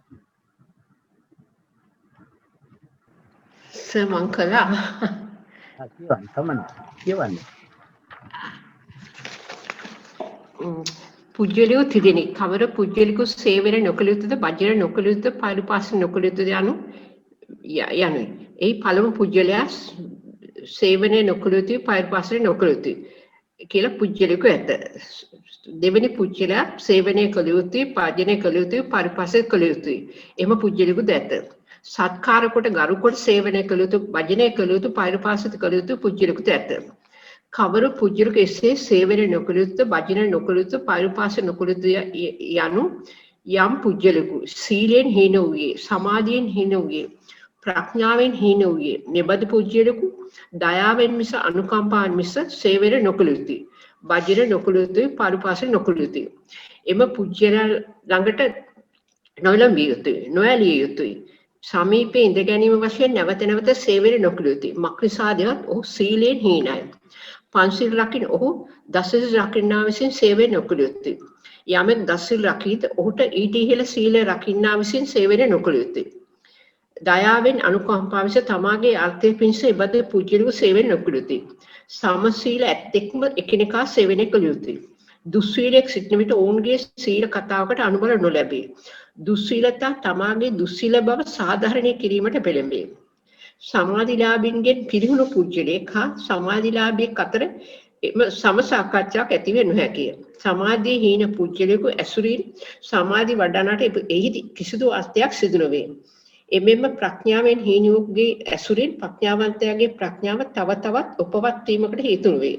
එම නිසා සීලෙන් හීන සමාධියෙන් හීන ප්‍රඥාව හීන පුජ්‍යලයක ඇසුරින් එසේ සීලය වර්ධනයට සමාධි විපුලත්වයට ප්‍රඥා විපුලත්වයට ක්‍රියා කරන පුජ්‍යලයකට ලාභයක් ඇති නොවන අතර එම ඇසුර එම සිල්වතාට හානියක් වීමටද හේතු වේ හැකියි.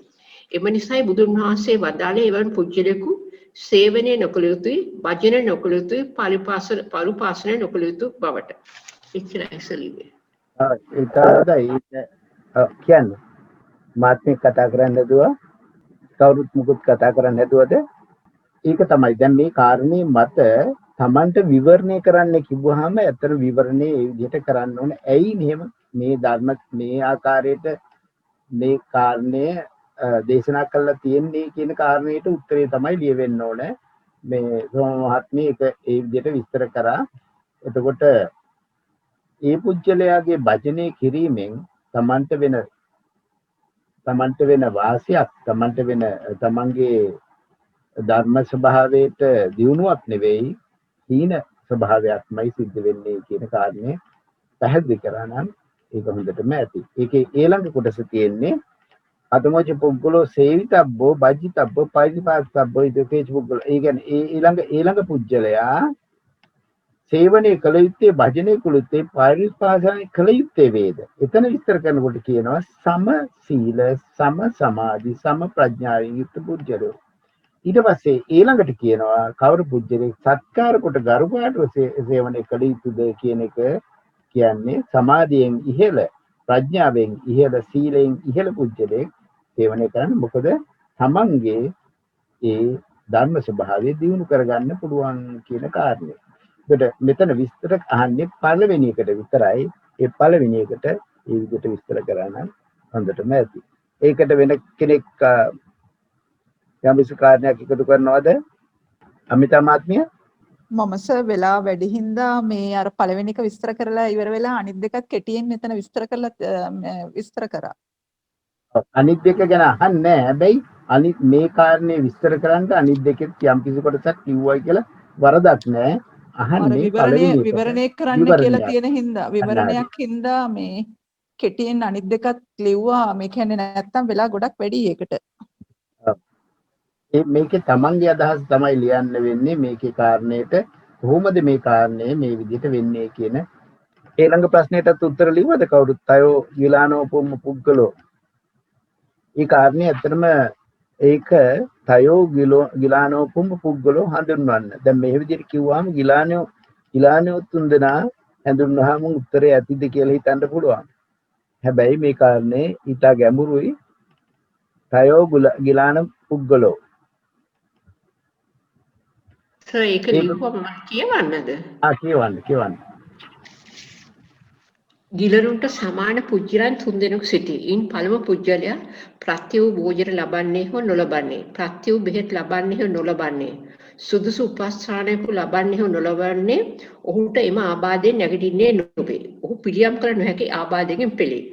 මෙයට සමාන පුජ්‍යලක විද්‍යමානයි. ඔහු තථාගතයන් වහන්සේ දක්නට යන්නේ හෝ නොයන්නේ.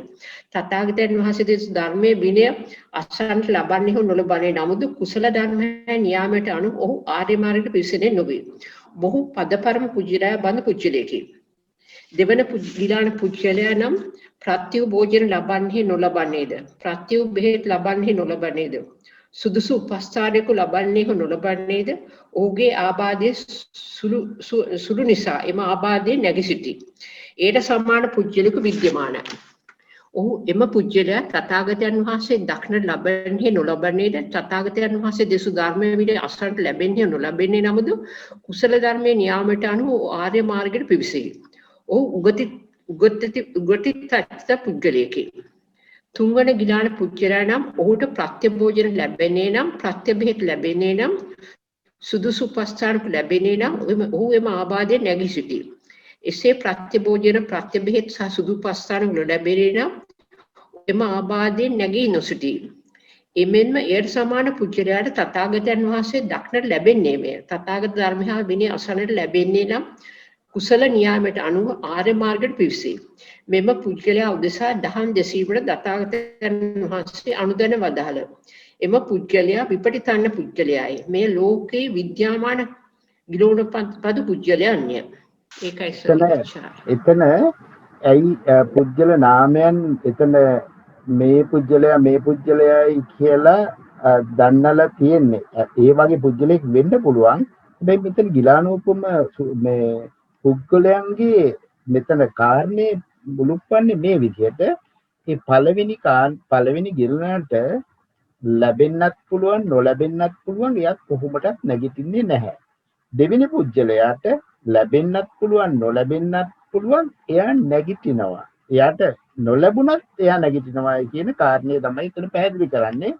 ඒතර තුන්වෙනි පුජ්‍යලයාට නොලැබීමක් නැහැ ලැබීමයි ඒ ලැබෙන පුජ්‍යලු නිසාමයි බුදුහාමුදුරුවෝ ධර්මයේ දේශනා කළ යුත්තේ කියලා කියනවා.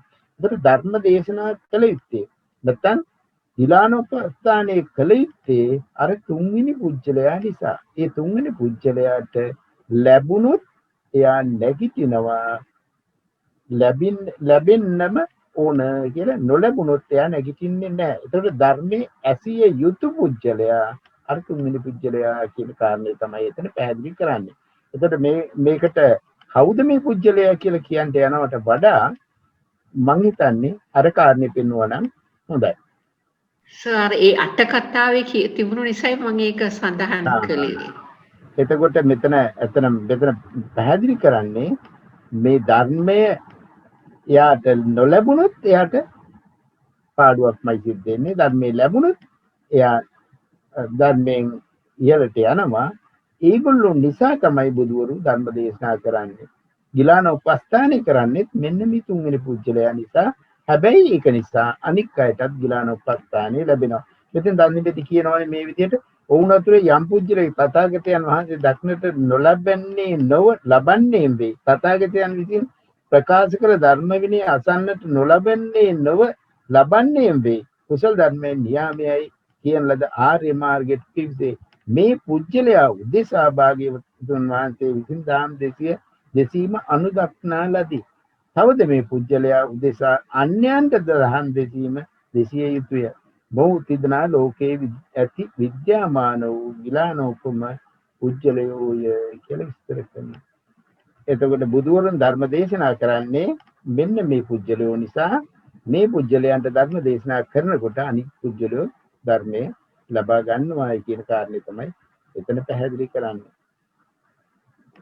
මේ ඒ කාරණේ පිළිබඳ වෙනත් මහත්මියගේ අදහසක් තියනවාද? නෑ සර් ඒ විදිහට තමයි කරේ සර්. ශ්‍රීමති මහත්මිය මොකක්ද කියන්නේ? ශ්‍රීමති මහත්මිය තේරුණා සර්. ඇත්තටම මම චුට්ටක් වැඩසටහන ඉවර වෙනකන් හිටියේ අහගන්න දෙයක්. මේ ඒක මේ දැන් කමක් නැත්නම් අහන්නම්. කියන්නකෝ. ඇත්තටම මට අමිත මහත්මිය උනත් කමක් නැහැ. මේ තුන්වෙනි ප්‍රශ්නේ ස්කන්ධ ආයතන ධාතු යන මේවායේ සම්බන්ධය කියන එක පොඩ්ඩක් කියනවාද? වගුව කොහොමද හැදුවේ කියලා වගුවකින් පැහැදිලි කරන්න. ඔය වගුව නම් තියෙනවා අර පරණ අපේ මේ මට ඒක ගන්න බෑ. ඒක ටැබ් එකකින් දවසල ගියේ අපි කරපු වගුව මම කියන්නේද සර් ඒක? කියන්නකෝ. දැන් මේ කියන්නේ චුට්ටක් කිව්වනම් මම හදාගන්නම්. දැන් එතකොට ස්කන්ධ ආයතන ධාතු කියලා උඩින්ම හෙඩින් එක දාගත්තා. ඊට පස්සේ ස්කන්ධ වලට මුලින්ම රූපස්කන්ධය කියලා ලිව්වා.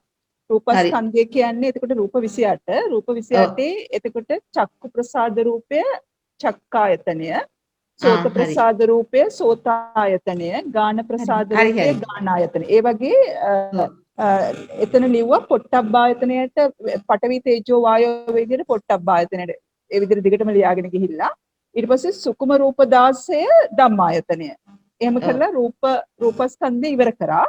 ඊළඟට වේදනාස්කන්ධය වේදනා චෛතසිකය කියලා ධම්මායතනය. ඊට පස්සේ සංඥාස්කන්ධයයි සංකාරස්කන්ධයයි ඒ තුනම ඒ කියන්නේ සංඥාස්කන්ධයට සංඥා චෛතසිකය, සංස්කාරස්කන්ධයට ඉදිරි චෛතසික 50යි කියලා දාලා ඒ ඔක්කොටම ධම්මායතනය කියලා දැම්මා. ඊට පස්සේ නිර්වාණය ස්කන්ධ විනුර්මුක්තයි කියලා ඊට පස්සේ දැම්මා. එතනත් ඊට පස්සේ ආයතන විදිහට ධම්මායතනය. ඊට පස්සේ විඥාන ස්කන්ධය සිත් 89 කියලා මනායතනය කියලා දැම්මා. ඊට පස්සේ ධාතු වලට ගියාම දැන් ඔක්කොම රූප ධාතු ටික අර වගේම ධාතු ටික වෙනවනේ. ඊට පස්සේ ඔක්කොම ධම්මායතනේව ටික ඔක්කොම ධම්ම ධාතු වෙනවා. විඥාන ධාතු වල අර මනායතනයක විතරක් කැඩුවා. සප්ත විඥාන ධාතු කොහොමද කැඩෙන්නේ? චක්කු විඥාන සිත් දෙක චක්කු ධාතු වෙනවා. සෝත විඥාන සිත් දෙක සෝත විඥාන ධාතු වෙනවා. ගාන විඥාන සිත් දෙක ගාන විඥාන වෙනවා. ජීවහා විඥාන ඒ වගේ කාය විඥාන වෙනකන් දාලා පංචද්වාරා වර්ජන සිතයි සම්පටිච්ඡන දෙකයි මනෝ ධාතු. ඉතිරි සිත් 6 මනෝ විඥාන ධාතු කියලා ඒ විදිහට පෙන්නවා. ඒ කියන්නේ ස්කන්ධ ආයතන ධාතු තුනේ සම්බන්ධතාවය. ඒ කරලා ඉවරලා ඊට පස්සේ ධාතු කතාව වලට කොහොමද ඒක ධාතු කතාවේ කොහොමද මේකේ තියෙන සම්බන්ධතාවය තමයි විස්තර කරේ. හරි බොහොම පිං මහත්මිය මට පුළුවන් හදාගන්න. බොහොම පිං. ඊළඟ දවසේ chart එකක් හදලා දාමුද එහෙනම්? දැම්මේ නැතත් කමක් නැහැ. මට පුළුවන් හදාගන්න. කැමති නම් ඔබතුමිය දැම්මට කමක් නැහැ කරදරයක් නැත්නම්. වෙනත් මහත්මිය කතා කරනවද මේ අද දවසේ මේ ප්‍රශ්න පත්‍රයෙන් අපි එයාට යන්න නැතුව මේකේම කාරණා මොනවා හරි කතා කරා නම් සර් මේ භාවී සතීන්ද්‍රියානි කියනකොට ඒවා ඉන්ද්‍රිය 22 අර මේ ස්කන්ධ වශයෙන් ඒ වගේ පෙන්වන්න ඕනේ නැද්ද? මේ ස්කන්ධ තියෙනවා ඒ වගේ කියලා. දැන් සංඥා ස්කන්ධ එහෙම නැහැනේ.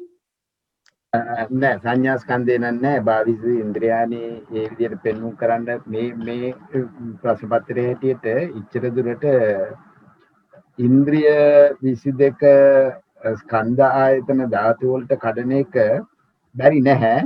කරන්න පුළුවන්. ඒක බලාපොරොත්තු වෙන්නේ නැහැ වගේ මේ ප්‍රශ්නේ. යම් කිසි කෙනෙකුට ඉන්ද්‍රිය 22 ස්කන්ධ මෙතන අර ප්‍රඥප්ති ඒ කියන්නේ ප්‍රඥප්ති ධර්මයක් විදියට මෙතන අහන හින්දා මේ ඒ වගේ අපිට අර විභංගයේ විදියට බෙදන්න බෑ නේද සර්? නෑ ප්‍රඥප්ති ධර්මයක් කිව්වට ඒ ප්‍රඥප්ති දැන් ස්කන්ධ ප්‍රඥප්තිය එහෙනම් අපි ස්කන්ධ ප්‍රඥප්තිය කොහොමද ගත්තේ? මෙතන භාවිතති ඉන්ද්‍රයනි කියන්නේ ඉන්ද්‍රිය ප්‍රඥප්තියේ තියෙන ඉන්ද්‍රිය ධර්ම. ඉන්ද්‍රිය ධර්ම චක්කු ඉන්ද්‍රිය කියන්නේ පරමාර්ථ වශයෙන් චක්කු ප්‍රසාද රූපේ. ඊළඟට සෝත ප්‍රසාද රූපේ, ගාන ප්‍රසාද රූපේ, ජීව ප්‍රසාද රූපේ, කාය ප්‍රසාද රූපේ. ඊට පස්සේ මනින්ද්‍රිය කියනකොට මනින්ද්‍රියට සිත් 89ම වැටෙනවා. මනින්ද්‍රිය කියන්නේ සිත් 89. ජීවිතේන්ද්‍රිය කියනකොට රූප ජීවිතේන්ද්‍රිය වශයෙන් රූප සංඛ්‍යාත ජීවිතේන්ද්‍රිය ඊළඟට නාම ජීවිතේන්ද්‍රිය කියනකොට චෛතසික සබ්බචිත්ත සාධාරණ චෛතසිකය ඉන්ද්‍රිය. ඒතකොට ඒ ජීවිතේන්ද්‍රිය ඊට පස්සේ දැන් අපි ආවා හත ඊළඟට ස්ත්‍රී ඉන්ද්‍රිය පුරුෂ ඉන්ද්‍රිය. දැන් ඉන්ද්‍රිය 9කට අපි ගියා. ඒ කියන්නේ චක්කු ඉන්ද්‍රියේ ඉඳන් ඉන්ද්‍රිය 5ක් ගියා රූප. චක්කු ඉන්ද්‍රිය සෝතේන්ද්‍රිය. ඊට පස්සේ මන ඉන්ද්‍රියයි ජීවිතේන්ද්‍රියයි ඊට පස්සේ ස්ත්‍රී ඉන්ද්‍රිය පුරුෂ ඉන්ද්‍රිය. ස්ත්‍රී ඉන්ද්‍රිය කියන්නේ ස්ත්‍රී භාවයේ ඒකට ඉන්ද්‍රිය ශක්තියක් නැහැ. හැබැයි මේ කර්මජ රූපයක් වශයෙන් ස්ත්‍රී පුරුෂ ලක්ෂණ ගෙනාවේ මේ ස්ත්‍රී ඉන්ද්‍රියයි පුරුෂ ඉන්ද්‍රියයි. ඒවා කර්මජ රූප. ඊට පස්සේ සුඛ ඉන්ද්‍රිය කියන්නේ සුඛ සහගත කාය විඥානයේ පවතිනා වූ ඉන්ද්‍රිය ස්වභාවය. ඒ කියන්නේ ඒ ඉන්ද්‍රිය ශක්තිය. ඊළඟට දුක්ඛ ඉන්ද්‍රිය දුක්ඛ සහගත කාය විඥානයේ ඊට පස්සේ දෝමනස් ඉන්ද්‍රිය උපේක්ඛ ඉන්ද්‍රිය. ඒ උපේක්ෂා සහගත චිත්තවල ඉන්ද්‍රිය ස්වභාවය. ඒ උපේක්ඛී ඉන්ද්‍රිය ස්වභාවය තමයි ඊවෙන් පැහැදිලි කරන්නේ. ඊට පස්සේ සද්ධා ඉන්ද්‍රිය, විරිය ඉන්ද්‍රිය, සති ඉන්ද්‍රිය, සමාධි ඉන්ද්‍රිය, ප්‍රඥා ඉන්ද්‍රිය ඊළඟට ලෝකෝත්තර ඉන්ද්‍රිය 3. අනඤ්‍යතඤ්ඤාසාමිති ඉන්ද්‍රිය. ඒකට විශේෂම කාර්යයක් තියෙනවා. කිසිම දවසක නොදුටු ඒ ධර්ම ස්වභාවයක් දැකීම සංඛ්‍යාතව ප්‍රථම දැකීම සංඛ්‍යාතව එන ඒ ප්‍රඥා ඉන්ද්‍රිය ස්වභාවය තමයි අනඤ්‍යතඤ්ඤාසාමිති ඉන්ද්‍රිය නිවන් දැකීමේ ප්‍රථම අවස්ථාව. ඊට පස්සේ අඤ්ඤ ඉන්ද්‍රිය සෝවන් ඵලයේ සිට අරහත් මාර්ගය දක්වා අඤ්ඤතා ඉන්ද්‍රිය සියලු දේ කර අවසానයි කියන ඒ ප්‍රඥා ස්වභාවය. ඒතර මේ ටික ඔක්කොම ධර්මතා ප්‍රඥා ඉන්ද්‍රියේ ඉඳන් ඒ හතරම ප්‍රඥාවේ විවිධ ස්වභාවයන් ප්‍රඥාවේ දියුණු ස්වභාවයන්. ඒ කියන ඒ කාරණේ අපිට පැහැදිලි කරන්න පුළුවන් එකින් එක. මේක දානවනම් ස්කන්ධායතන ධාතු වලට කොහොමද කඩන්නේ? ස්කන්ධායතන ධාතු වලට මෙතන අවශ්‍යතාවයක් නැහැ. මෙතන නැහැ. එක ස්කන්ධයක් නැහැ. පංචස්කන්ධයෙන් එක ස්කන්ධයක් මෙතෙන්ට ඇවිල්ලා නැහැ. සංඥා ස්කන්ධය. ධර්ම ස්වභාවයක් මෙතන ඉදිරිපත් වෙන්නේ නැහැ. දැන් ඒ ඉන්ද්‍රිය කියන ඉන්ද්‍රිය ස්වභාවයයි බල ස්වභාවයයි දෙක අතර වෙනස අපි දන්නව නේද? තේරෙනව නේද? එතන ඉන්ද්‍රිය ස්වභාවයයි බල ස්වභාවයයි. සද්ධා ඉන්ද්‍රිය කිව්වම සති බලය, සද්ධා බලය, විරිය බලය. අසද්ධාව හැමෝම කම්පණය නොවන ස්වභාවය සද්ධා බලය. එතකොට ඉන්ද්‍රිය ස්වභාවය කියන්නේ එයා බලන්නේ එයාගේ කෘත්‍ය පමණයි. බලය කියනකොට එයා ඒ කෘත්‍යයෙන් එපිටට බලනවා. එයා ඉන්න කම්පා වෙන්නේ නැහැ. පිටින් එයාට විරුද්ධ ධර්ම ස්වභාවයක් එනකොට ඒ විරුද්ධ ධර්ම ස්වභාවයට කම්පා නොවන ස්වභාවය තමයි බලය වෙන්නේ. අර ඉන්ද්‍රිය කියනකොට එයාගේ සද්ධාව පිළිබඳව තියෙන ඒ ඊශ්වර භාවයේ පවතිනවා. සද්ධා බල වෙනකොට අසද්ධා කියන කාරණය එනවා නම් අසද්ධාවට නොසැලෙන ස්වභාවය තමයි සද්ධා බලය. ඒක තව පොඩ්ඩක් දියුණු ස්වභාවය, අකම්පිත ස්වභාවය, කම්පා නොවන ස්වභාවය, ඒ සද්ධාවට ගැටලුවක් නොවන ස්වභාවය සද්ධා බලය වෙනවා. ඒ වගේම විරිය බලය, සති බලය, සමාධි බලය, ප්‍රඥා බලය මේ විදිහටම විස්තර කරනවා.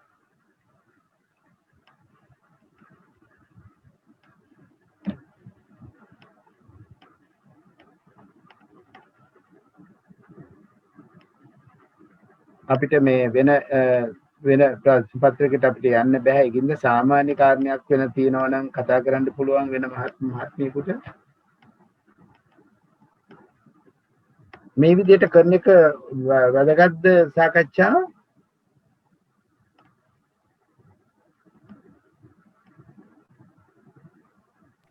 අනිත් අයත් ලියලා ඇවිල්ලා සාකච්ඡා කරනවා නම් වැඩගත්තට අපි නොලවපු දේවල් ඒගොල්ලෝ ලියලා තියෙනවා නම් ඒතර ඔක්කොටම ඒක ප්‍රතිලාභයක් ලැබෙන්නේ. ඒක තමයි. එහෙම තමයි කෙරෙන්න ඕන. ඒක කෙරෙන්න ඕන කාරණා දෙකක් නිසා. පළවෙනි කාරණය, තමන් මේ ප්‍රශ්නෙට ගියේ නැත්නම් ප්‍රශ්නේ කොච්චර අපි සාකච්ඡා කරත් ඒක තමන්ට වැටෙන්නේ නැහැ. දෙවෙනි කාරණය, එකිනෙක පුජ්‍යලයන්ගේ අදහස් ඒක බලන ක්‍රමය වෙනස් වෙන්න පුළුවන්. ඒක බලන ක්‍රමය, අපිට ફોકસ කරන ක්‍රමය, ඒක කියන නිරීක්ෂණය කරන ක්‍රමයේ විවිධත්වයක් තියෙනවා. ඒ විවිධත්වය තමයි සාකච්ඡාවක වැදගත්කම. ඒ කාරණේ දෙකම නිසා මම යෝජනා කරනවා සියලු දෙනාම යම් කිසි ක්‍රමයක් ලියාගෙන එන්න. මොකද අපිට මේ කොවිඩ් මේ කාලයෙන් අපි ප්‍රයෝජනයක් ගන්න පුළුවන් ධර්මයේ හැසිරීමෙන්. මම හිතන්නේ ඒක අපි ඊළඟ දවසේ මොකද කරන්න ඕන ප්‍රශ්න පත්‍රේ 18 එක කරන්නත් පුළුවන්. 18 එකේ 2018 වෙන කාට හරි කියන සර් 2018 අපේ ගාව නෑ සර්. 17 විතරයි තියෙන්නේ. එනම් 16 තියනවද? 16 16 තියෙනවා. හරි 2016 කරමු. එවනම් කවුරුත් 2016කට ප්‍රශ්න වලට උත්තර ලියුවා නම් වැඩියම හොඳයි. උත්තර ලියලා ඒක සාකච්ඡා කරනකොට ඒ සාකච්ඡාවේ මූලික වටිනාකම එතකොට ලැබෙනවා. එහෙනම් අද දවසට අපි නතර කරමු නේද? තව එකක් අපිට කරන්න මොනවා හරි ප්‍රශ්නයක් තියෙනවා නම් කතා කරන්න පුළුවන්. සර් ගිය සුමානේ එක ප්‍රශ්නයක් අපි කරේ නෑ සර් අර මේ 2010 අන්තිම ප්‍රශ්නේ. 10. ඔව් 2010 අන්තිම ප්‍රශ්නේ මේ ඒක එදා ඉවර කරන්න බැරි වුණා. බලන්න මම මේකෙන් ගන්න පුළුවන්ද කියලා. ඒකමයි ආවේ. ඒක හැබැයි ගොඩක් අමාරු ප්‍රශ්නයක් නම් නෙවිස. ඒ කියන්නේ දැන් ඒකේ පළවෙනි ප්‍රශ්නෙට අහනවා ධාතු කතාවේ, ඒ කියන්නේ මේ 7 වෙනි ප්‍රශ්නේ පළවෙනි කොටසට අහනවා ධාතු කතාවේ පංචවිධ මාතිකා අහනවා. මේ දෙවෙනි ප්‍රශ්නෙට අහනවා පුද්ගල පඤ්ඤප්ති උද්දේශයේ ඒ රාශිවල සංග්‍රහ වෙන පුද්ගලයෝ උදාහරණද සහිතව ප්‍රමාණවත් සටහනක් සපයන්න කියනවා. 2010 නේද? 2010 7 වෙනි ප්‍රශ්නේ. ඔව් ඒකේ ධාතු කතා වේ පංචවිධ මාතිකා. ඒකේ ගැටලුවක්ම නැහැනේ. ධාතු කතාවේ පංචවිධ මාතිකා. එතකොට මාතිකා ඉන්නේ අභ්‍යන්තර මාතිකා, ණය මාතිකා, අනේ ඔව් ණය මාතිකා, ණය මුඛ මාතිකා, ණය මාතිකා, අභ්‍යන්තර මාතිකා, බාහිර මාතිකා, ලක්කන මාතිකා. හරි. එතකොට ඒක විස්තර කරන්න වෙනවා. එකින් එක අරන් වෙන වෙනම විස්තර කරන්න වෙනවා. ඊට පස්සේ පුජ්‍යල ප්‍රඥප්ති උද්දේශයේ ඒ රාශිවල සංග්‍රහ වන පුජ්‍යලයෝ උදාහරණ සහිතව ප්‍රමාණවත් සටහනක් කරන්න. දැන් මේ ප්‍රමාණවත් සටහනක් කරනකොට පුජ්‍යල ප්‍රඥප්ති ප්‍රකරණයේ උද්දේශය කියන්නේ මාතෘකා වශයෙන් දීලා තියෙන ඒ රාශිවල සංග්‍රහයන පුජ්‍යලයෝ. එතකොට ඒකක රාශියේ පුජ්‍යලයෝ කී දෙනෙක් ඉන්නවද? දික රාශියේ පුජ්‍යලයෝ කී දෙනෙක් ඉන්නවද? තික රාශියේ පුජ්‍යලයෝ කී දෙනෙක් ඉන්නවද? ඒ පුජ්‍යල ගාන මෙතන පුජ්‍යල ඒ රාශිය වල ඉන්න පුජ්‍යලයෝ උදාහරණ සහිතව.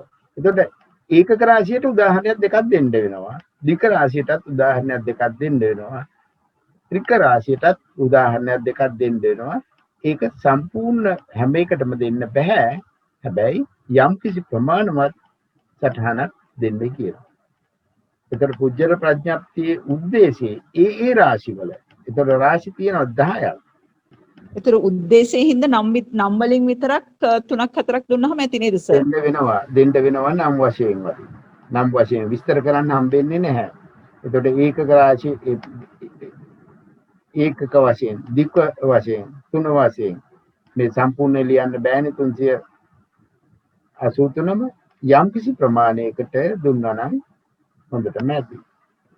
ඒක මතක තියාගෙන එකින් එකට විස්තරය කියන්නේ. එහෙමනම් ශ්‍රීමති මහත්මිය අද දවසේ අපි නතර කරමු නේද? තා මිනිත්තු 30ක් තියෙන ප්‍රශ්න තියෙනවනම් අපිට කතා කරන්න පුළුවන්. එහෙම නැත්නම් අපි ප්‍රශ්න නැත්නම් නවත්තමු සර්. දැන් කාලය ගත වෙලා තියෙනවනේ පැයකමාරක් විතර. ප්‍රශ්න තියනවද කල්යාණ මිත්‍රයන්ට? නැහැ වගේ. එහෙමනම් අපි දෙවියන්ට පින් දීලා සාකච්ඡාව නිමා කරමු. අපි පළමුවෙනියෙන් දෙවියන්ට පින් දෙමු, ඥාතීන්ට පින් දෙමු. ඉන්න අතරතුර ප්‍රාර්ථනා කළා වැඩසටහන නිමා කරමු.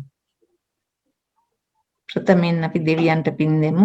ආකාසට්ටා ච බුම්මට්ටා දේවා නාග මහිද්దికා පුඤ්ඤන්තං අනුමෝදිත්වා චිරං රක්ඛන්තු සම්බුද්ධ ශාසනං. ආකාසට්ටා ච බුම්මට්ටා දේවා නාග මහිද්దికා පුඤ්ඤන්තං අනුමෝදිත්වා චිරං රක්ඛන්තු සම්බුද්ධ දේශනා. ආකාසට්ටා ච බුම්මට්ටා දේවා නාග මහිද්దికා පුඤ්ඤන්තං අනුමෝදිත්වා චිරං රක්ඛන්තු සම්බුද්ධ ශාවකා. චිරං රක්ඛන්තු ත්වං සදා. ඉදම්මේ ඥාතිනං හෝතු සුඛිතා හොන්තු ඥාතයෝ. ඉදම්මේ ඥාතිනං හෝතු සුඛිතා හොන්තු ඥාතයෝ. ඉදම්මේ ඥාතිනං හෝතු සුඛිතා හොන්තු ඥාතයෝ. ඉමිනා පුඤ්ඤ කම්මේන මාමේ බාල සමාගමෝ සතං සමාගමෝ හෝතු යාව නිබ්බාන පත්තියා. ඉදම්මේ පුඤ්ඤ කම්මං ආසවක්ඛයා වහං හෝතු. ඉදම්මේ පුඤ්ඤ කම්මං ආසවක්ඛයා වහං හෝතු. ඉදම්මේ පුඤ්ඤ කම්මං ආසවක්ඛයා වහං හෝතු. සබ්බ දුක්ඛා පමුජ්ජතු. සාදු සාදු සාදු. අද දවසේත් අප කෙරේ මහත් කරුණාවෙන් අපගේ ධම් සභාවට පැමිණිලා අපට මේ ධර්මයට අදාළ දහම් ප්‍රශ්න පත්‍රයේ ගැටළු විසඳලා උත්තර ලියන ආකාරය පැහැදිලි කරා විද්‍යාරත්න සර්. අපි ඊටාම ගෞරවයෙන් ධර්ම ශ්‍රවණය කරා. අප රැස් කරගත්තා වූ සියලුම කුසලානිසංස ඔබතුමාට අනුමෝදන් කරනවා. මේ අද දිනේ රැස් කරගත්තා වූ යම්තා කුසල් බලෙනුත් ඔබතුමාගේ දේශනාමය කුසල බලෙනුත් අනන්ත සසර පටන් රැස් කරගෙන ආවා වූ සියලු කුසල් බලයෙන් ඔබතුමාට මෙලොව වශයෙන් ආයු වර්ණ සැප බල ප්‍රඥා වර්ධනය වේවා. මේ ආකාරයට බොහෝ පිරිසකට උදව් උපකාර කරමින් ශාසනික සේවාවන් කරගෙන යාමට අවශ්‍ය ධෛර්ය ශක්තිය වීරිය හේතු සම්පatti ප්‍රඥාව දිනෙන් දින වර්ධනය වේවා. පතන උතුම් බෝධියකින් ඊතා සුව පහසුවෙන් මාර්ගඵල නිවන් අවබෝධ වේවා. ඒ වගේම නෝනා මහත්මියටත් ඔබතුමා ධර්මය ලබා ගත්තා වූ සියලුම ස්වාමින් වහන්සේලා ඇතුළු ගුරුතුමන්ටත් දෙමව්පියන් ඇතුළු සියලුම ඥාතීන්ටත් පවුලේ සෑම දිනාටත් මේ ආකාරයෙන්ම මේ සියලු කුසල් අනුමෝදන් වෙත්වා. ඒ සෑම දිනාත් මෙලොව වශයෙන් නිදුක් නිරෝගී සුවපත් දීර්ඝායුෂ ජීවිත ලබත්වා. උතුම් වූ චතුරාර්ය සත්‍ය සූපහසුවෙන්ම අවබෝධ කරත්වා. සසර සැරිසරන තුරු නිවන් දක්නා මොහොත දක්වා ඊ타ම උදාර ගති පැවතුම් ඇති කල්යාණ මිතුරු මිත්‍රයන් පමණක්ම සේවනයට ලැබේවා. නිර්මල වූ සද්ධර්ම රත්නය ශ්‍රවණය කරන්නට මේ පින් හේතු වේවා වාසනාව වේවා. අපිට මේ වැඩසටහන් සම්බන්ධ කරලා වැඩසටහන් ආරම්භ කරලා සංස්කරණය කරලා අපට දුන්නා වූ බ්‍රුණ මහත්මයාටත් ඒ ආකාරයෙන්ම මේ සියලු කුසල් අනුමෝදන් වෙත්වා. එතුමාත් මෙලොව වශයෙන් නිදුක් නිරෝගී සුවපත් දීර්ඝායුෂ ජීවිතයක් ලබත්වා. පතන උතුම් බෝධියකින් සුව පහසුවෙන්ම නිර්වාණ අවබෝධය ලබත්වා. සහභාගී වුණු කල්යාණ මිතුරු මිත්‍රයන් සෑම සියලුම දෙනාටත් ඒ ආකාරයෙන්ම මේ සියලු කුසල් අනුමෝදන් වෙත්වා. ඒ සෑම සියලුම දෙනාත් නිදුක් නිරෝගී සුඛී සුවපත් දීර්ඝායුෂ ජීවිත ලැබමින් සුව පහසුවෙන්ම මාර්ගඵල නිවන් අවබෝධ කරත්වා. මේ වැඩසටහන් පටිගත කරලා අපට නැවත ලබා දෙන ලක්ෂ්මී මහත්මියට ඒ ආකාරයෙන් මෙලොව වශයෙන් නිදුක් නිරෝගී සුවපත් දීර්ඝායුෂ ලැබේවා. පතන උතුම් බෝධියකින් සුව පහසුවෙන්ම නිර්වාණ අවබෝධයට හේතු වේවා වාසනාව වේවා.